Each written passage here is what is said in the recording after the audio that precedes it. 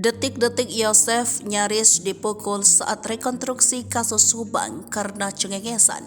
Banyak drama. Yosef Hidayat tersangka kasus Subang yang menewaskan Tuti Suhartini dan Amalia Mustikarato bak memancing emosi. Yosef yang merupakan suami dan ayah dari korban nampak hadir dalam rekonstruksi kasus Subang pada Rabu 22 November 2023. Namun kelakuan Yosef saat rekonstruksi kasus Subang membuat keluarga naik pitam. Berawal dari anak Yosef, Yoris Raja Amrullah yang hadir dalam rekonstruksi kasus Subang. Dikutip dari Tribun Jabar, Yoris mengaku tak bertegur sapa dengan ayahnya yang kini menjadi tersangka kasus Subang itu.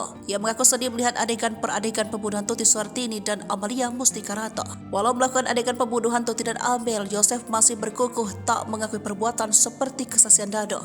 Yoris menganggap bahwa sikap Yosef menjadi bagian dari drama dalam mengungkap kasus pembunuhan ibu dan anak di Subang. Walau saling bertatapan, namun Yoris mengaku tak bertegur sapa dengan Yosef. Kakak Tuti Suhartini, Lilis Sulastri, mengaku berang ketika melihat Yosef di TKP kasus Subang. Lilis mengaku sempat memiliki pikiran untuk memukul Yosef. Ia emosi ketika melihat Yosef menebar senyum.